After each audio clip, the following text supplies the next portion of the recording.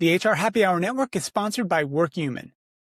Employees recognized for milestones are 3 times more likely to believe their company actually cares about them.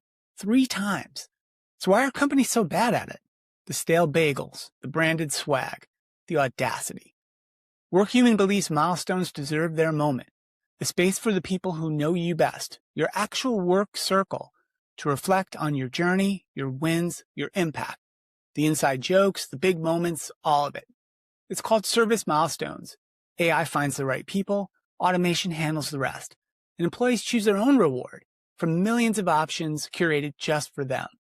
Milestone like you mean it with WorkHuman, a proud supporter of the HR Happy Hour Network. Find out more at workhuman.com. And thanks for joining us. Welcome back to the Outwork America show. My name's Steve Boese. I'm with Trish Steed. Trish, what is happening here? What's going on? Hi. You know what? I am in a good mood because I now have 2 children who have both graduated college. So congratulations to my son, Jack, and co-host of the Play-by-Play podcast, but he graduated from University of Utah this past weekend with his degree in economics. That's And he pretty has cool. and I don't want to spill the beans. I'm going to let him spill where he's working, Yeah, but I'm going to tease it. don't jump in front of his announcement, Trish, please. He has a full-time job, though, with someone that is a friend of the show. Okay. So, yeah, more to come on that. But no, it was a good weekend. How about you? Yeah, real good. Really excited to be here today.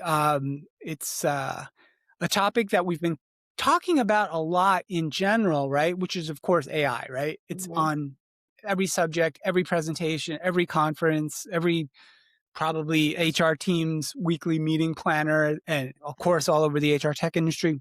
But we haven't talked enough about how it's actually showing up at work, how it's changing how people are getting work done, how it's improving processes, driving efficiencies, and actually enabling people to focus on sometimes higher value added work. So we're going to talk about all of those things and maybe some others.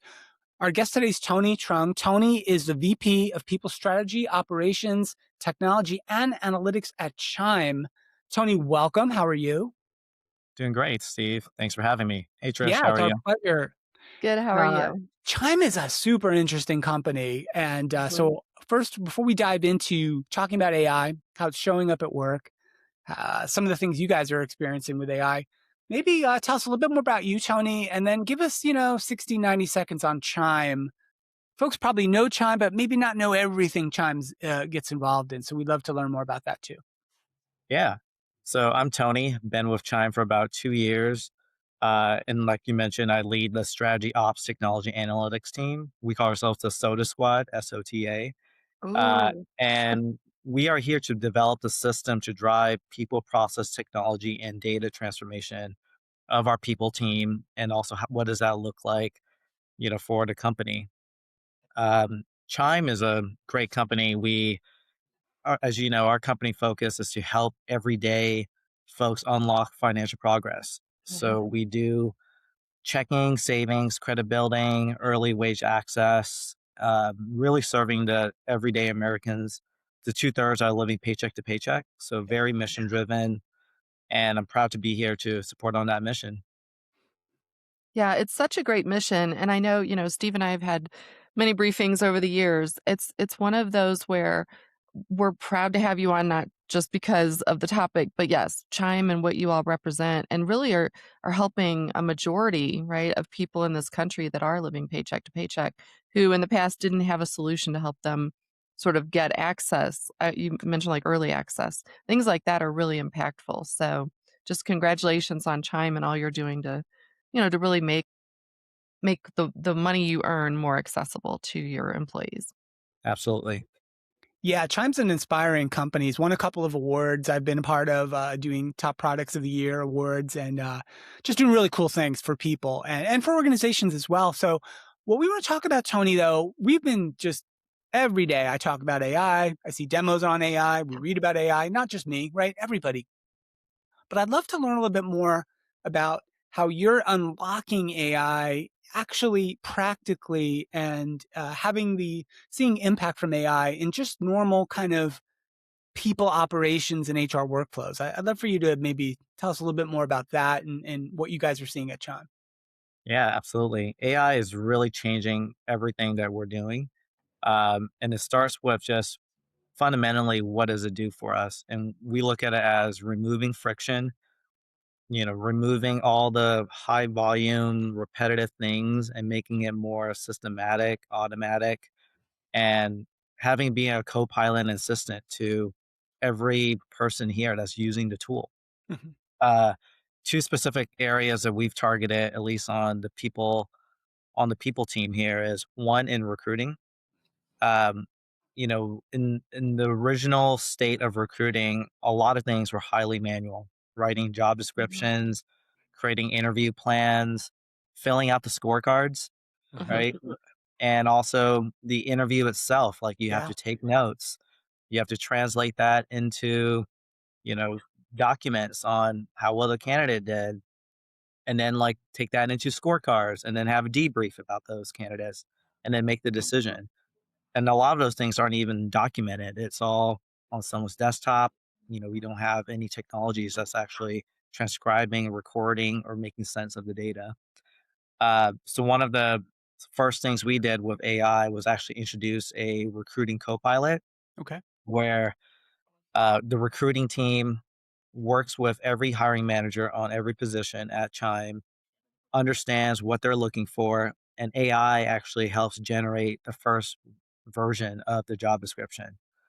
Of course, we do some of the human touches on it, aligned to Mhm. our values, what we look for specifically, but now it actually drives the majority of the content development Mhm. around job descriptions. And then from there, it can understand, who needs to be part of the interviews. So the hiring manager, the recruiter works on the slate of folks that need to be on, Mhm. and they develop interview questions based on competency, values, and things that we care about at Chime. Mhm. That makes a great candidate here. That then gets pushed into the interview process. And now we have an AI agent that actually pops up in every interview and does the recordings of the interview. So Okay. most of the time, it's hard to pay attention in interviews when you're taking notes, asking questions. And Mhm. now the interviewer can be hands free and just really focus on the candidate and the questions, And which has and been, it's hard sometimes to look back, right, when you're maybe doing an internal circle back with the team, right, to say, oh, to remember everything that was maybe said in the interview or anything of note, right? Especially if you're doing a bunch of interviews and you're doing your normal job too as a hiring manager or a participant on a hiring team. Having that AI agent in there to record and document and make sure nothing gets missed, I think that's got to be a huge benefit. yeah, absolutely. I mean, it takes a lot of the things that, again, you do that are mundane, repetitive, and it actually just automates a lot of those things for you.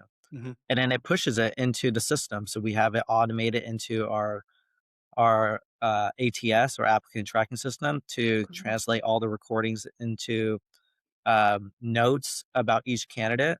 And then the scorecard is automated, and the person just needs to go in and say, yes, that's reflective, thumbs up, Yeah. thumbs down. And that's been the biggest drag, was actually that whole process from creating the job descriptions to the interview plan, the scorecard. So we're able to reduce a lot of that from weeks, maybe even sometimes a month or two, to now like Mhm. hours or even days. Wow. So the productivity has been significant.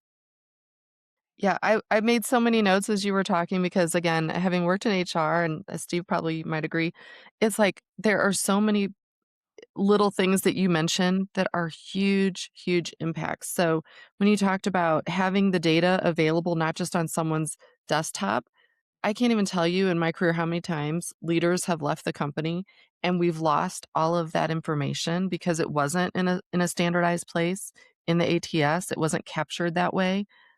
So that alone, I think, help is so helpful. Um, Also, just when you said, you're basically given something to react to. That scorecard comes to you and then you're sort of adjusting, making sure it's okay. I think especially once you get to be manager and above, it's much easier to react to something instead Hmm. of create something from nothing, right? So not only a time savings, but also just an accuracy check, I think Yeah. too, that we wouldn't have had in the past, right? I know that it was always like pulling teeth to get HR leaders, I mean HR managers, um, to work with the hiring managers and get all of that feedback in a really impactful way. So I think just those two examples alone make it well worth having an agent sitting sort of beside you, right? What kind of feedback are you getting from the people actually using the agent now that you have that in place? Are they open to this? Do they find it helpful? Or do they still kind of hold on to the, we know what we're doing, even if it is mundane? Yeah, I think initially there was, not so much resistance, but just trying to understand how this is going to be impactful and helpful.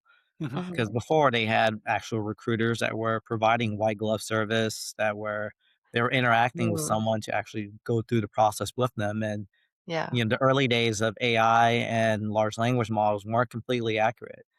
So it took time for us to change the. It's not so much about implementing the tools, about changing the operating model and the process. Mhm. So once we are able to, define what that was, drive governance towards it, so it wasn't an option to go white glove service anymore. Like you have to go through this new process, and we're going to make it better and refine it. It actually was a huge productivity lift for everybody, Mhm. and also unlocked a lot of asynchronous collaboration because now things are Mm, recorded, things are documented. You don't have to set up a meeting or conversation with a person. I remember I was interviewing a candidate, or actually my team member was interviewing a candidate I thought looked good on paper. mhm. She interviewed that person and was like, "Oh, this person was okay." And I Mhm. was like, that's strange." And they sent me actually the video. They're like, "Go watch the video. Right. Go Wow. review the notes." And I did it. I just need to set up a meeting. I got the content directly, and I was like, "Oh, okay. I guess you're right. This person isn't really the right person." So that Gosh. actually saved me a lot of time, as you can imagine, with setting up a meeting, having a debrief with that person, Mhm. understanding the meticulous notes. But all that was documented, and AI was instrumental with that. Yeah. Yeah, I can see that would be a huge help too. I mean, I think even after sometimes people come on board and then they're like, this wasn't what I agreed to, right? Or something, you could go back and look and see exactly what they said and what was told, during the interview process. So, yeah, I Yeah. think many uses for that type of recording, I would imagine. Yeah. And the analytics behind that is super powerful. Like you can Mm. look at the ratio of interviewer to interviewee, talk time to see our, Mm. Oh, That's a good wow. one. I always like looking at that one. Mhm. yeah, you can see how often people are mentioning compensation, culture, like what really matters to the candidate. Even the compensation package and stuff, like what are we offering? What are their Mhm. expectations? Like Mhm. all that's being documented, so it helps us make better decisions around our compensation practices. Mhm. So Yeah. the wealth of data just from all that is super helpful because at the end of the day, the data really helps drive decision making, and if you don't have the data, it makes everything else harder.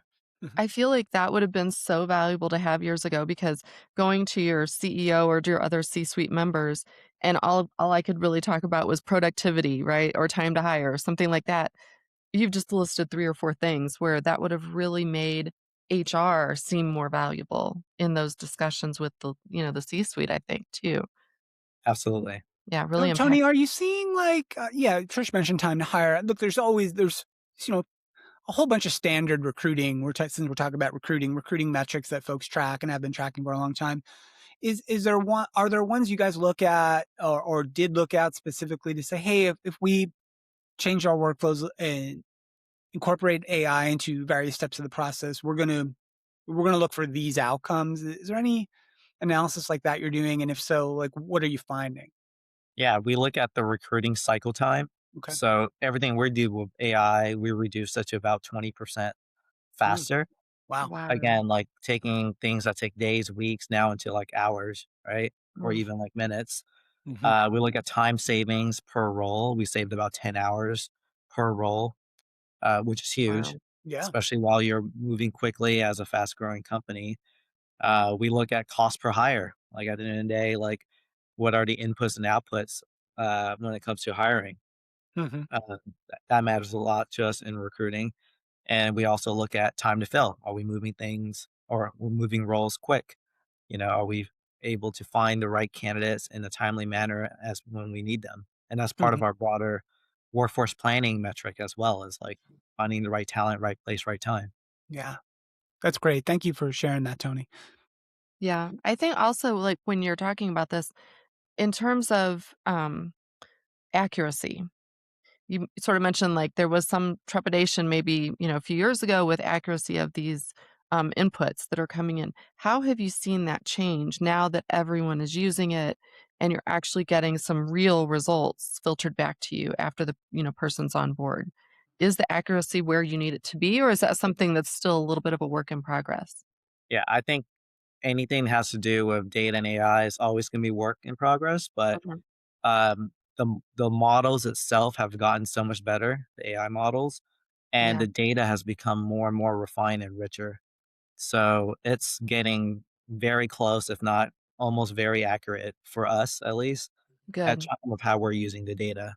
Yeah, that Um, tends to be a thing that HR leaders especially are fearful of, right? They're sort of putting their reputation on the line for saying we need to do this, and then if there's inaccuracies. So that's good to hear that you're actually seeing data to support the movement in a positive direction there.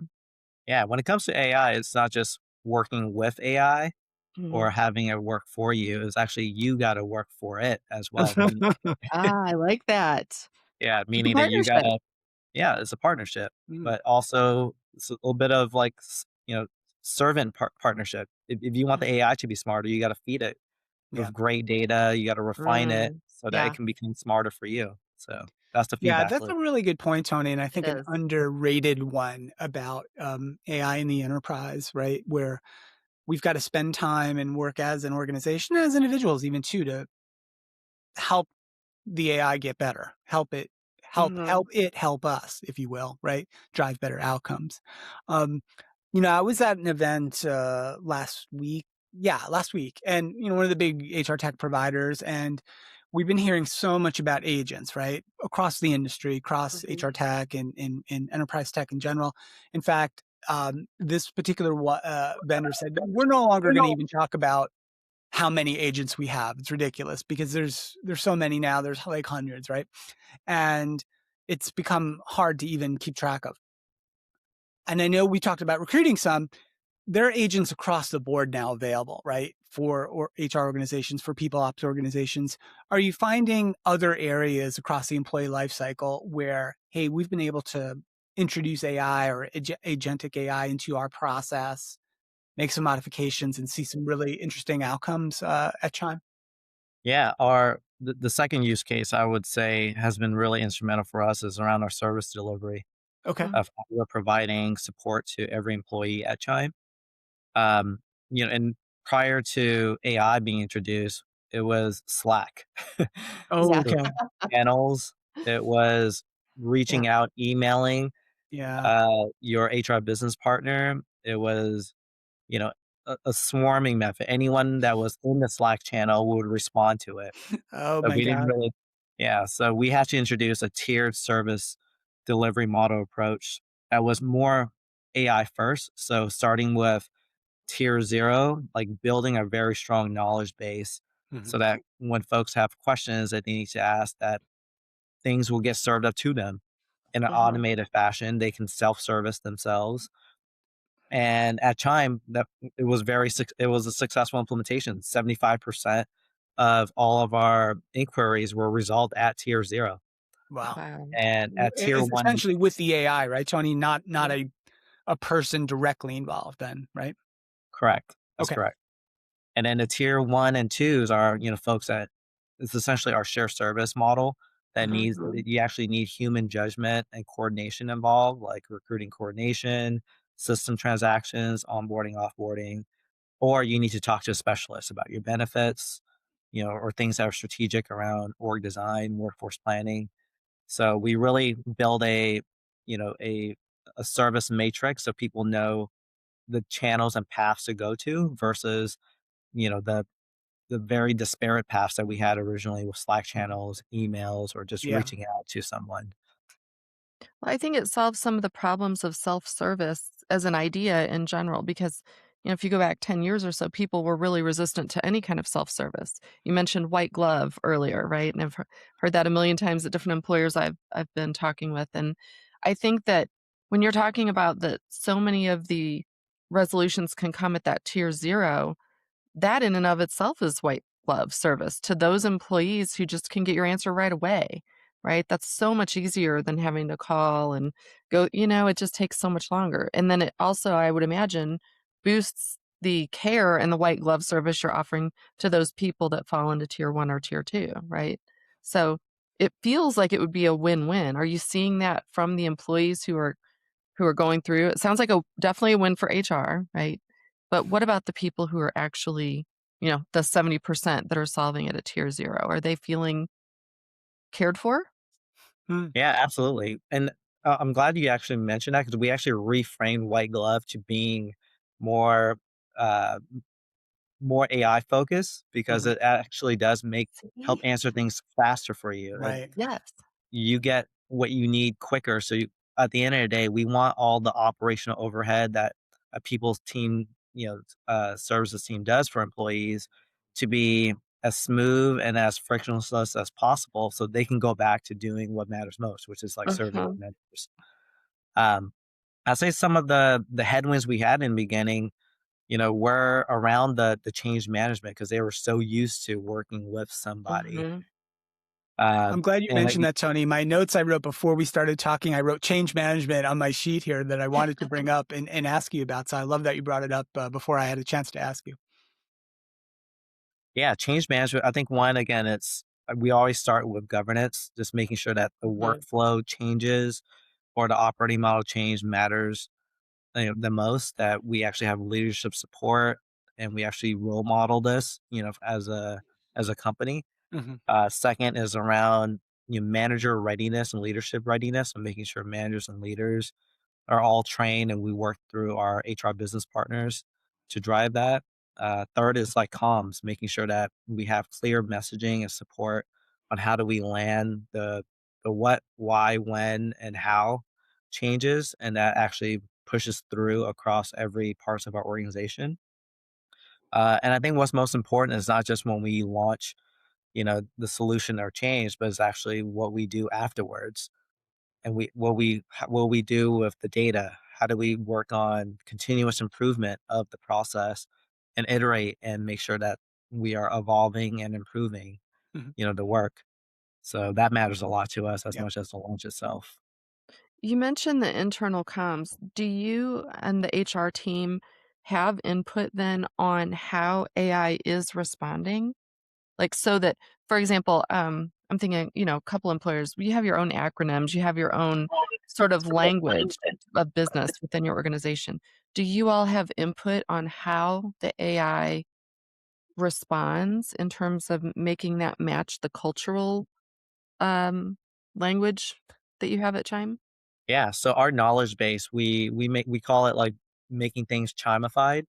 Yes. So Mhm. speaking our language, aligned to our values, and really serving the outputs that are things that we care about. And what we don't want it to do is like hallucinate and Yes. say its Yeah. own, I don't know, its own findings or its own logic, but we actually point it to uh, content that it should be referencing as, the single source of truth for our content.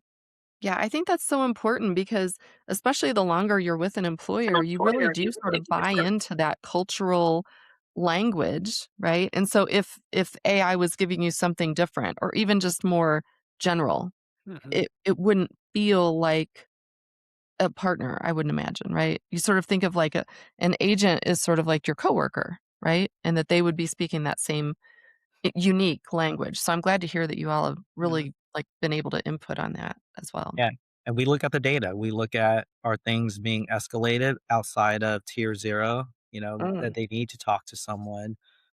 We look at adoption and deflection rates. Are people, you know, Oh, okay. going through uh, our AI bot to get their questions answered, or are they still reaching out to people? Hmm. Uh, and again, we look at continuous improvement. Like, how can we make sure our knowledge base is refined and up to date as much as possible so that it delivers the speed of content that people need. Hmm. Yeah, without getting too personal, is there any group, like, as you're seeing, like, who's still sort of reaching out to a human, right, versus using an AI first? Is it a certain type of role? Is it a certain type of, generation that's still finding that? Or is it just kind of a mixture of people who, for personal reasons, might still go out and reach out to a person directly? Yeah, I would say first and foremost would probably be someone that is very early to Chime, like newly Mm, tenured, mhm. and they are still figuring out where to go for things. And I think as humans, we just tend to want to just email or reach out to someone. Yeah, right. Uh, but we actually do, as part of like onboarding for every employee, introduce all the different elements of support. And the first line defense is like that tier Okay. zero agent, which we call Optimus Chime here. Oh, I love that. Oh my gosh.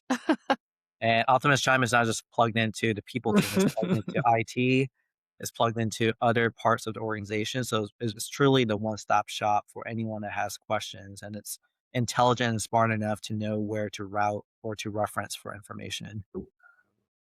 Yeah. Steve, I mean, I can see, like, if we had something like that, back when we were in, really in the trenches of HR, it was like you'd point people maybe to your intranet, which the search never worked, right? It never brought you what you needed. I can't even imagine how much Yeah, it time is was saved, well, right.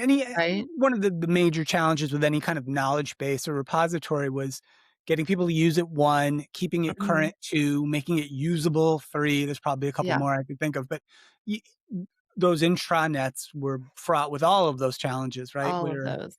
uh, Yeah, modern approaches to service delivery and serving up knowledge and information, counter just about all of those, I think.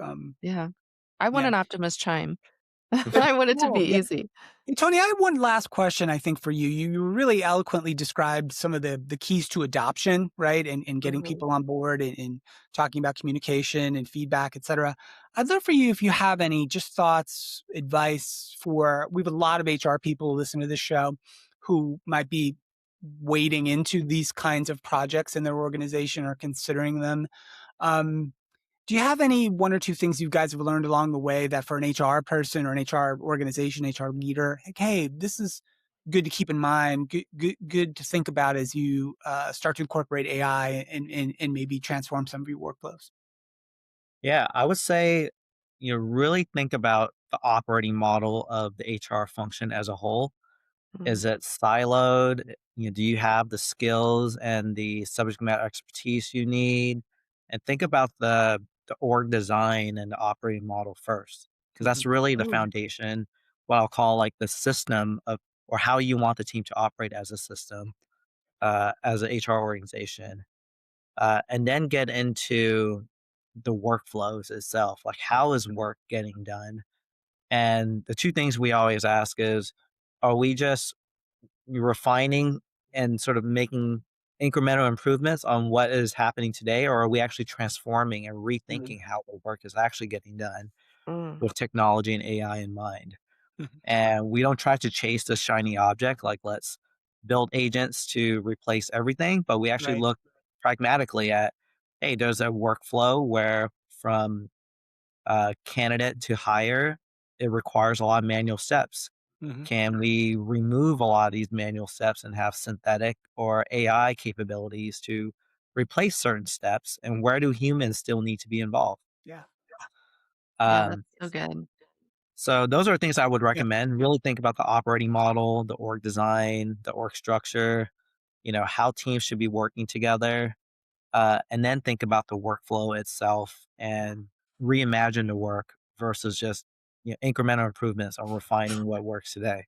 Yeah. Yeah. I like My that. last question, Tony, is when you're doing all of that, are you including leaders or even employees from other parts of the organization, or are you doing this with just all across HR?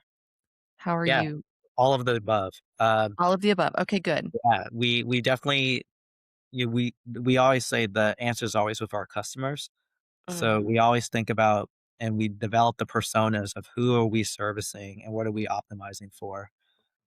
So we definitely do have a test group that we always yeah, pilot with, and we always like to great. dog food our own process within our own people team. So we do that as well. Yeah. Thank you for sharing that because I think that's one of the things if I'm, listening to this show, I'm thinking like, okay, do I do it, just with my team or do I go across? So really good support there. Yeah. Tony, this was really fun. I appreciate you sharing about your experiences there and what the teams have been doing at Chime. We're turning AI into a really actionable, practical, and impactful tool, right? It's not, it doesn't have to be a mystery. It doesn't have to be scary. It can be done. It can be done effectively and can have real impact. And I appreciate you sharing some of the experiences there at Chime. Thank you, Steve. Thank you, Trish. It was fun having this conversation with you guys. Yeah, we Thank appreciate it. you. So we'll encourage folks to check out what Chime is doing. Chime's a great company doing really cool things. We touched upon some of those things at the top of the show. Innovative products, really great mission, helping lots of people. So we're fans, and thank you, Tony, and the team at Chime as well. So Trish, good stuff. This was super fun. I dig AI, but I like we talked about AI in a way that was Mhm. understandable and approachable, and hopefully folks will take that away from this conversation. Yeah, I agree. I think, whenever I'm listening to any podcast, I always want some takeaways, something I Yeah. can go back and do differently in my organization. And I feel like, Tony, you've really brought so many just different ways to think about things and reframe how people are handling it. So this is really Yeah. helpful. Thank you. All right. Great stuff. So we will leave it there for now. For our guest, Tony Truong, Trish Steed, thank you. My name is Steve Boese. Man, great show today. Go check out hrhappyhour.net for all the show archives, tons of content. I can't even get into it all. Look for the special top secret Jack McFarland announcement on the play-by-play coming soon. And Coming thanks for soon. listening. We will see everybody the next time, and bye for now.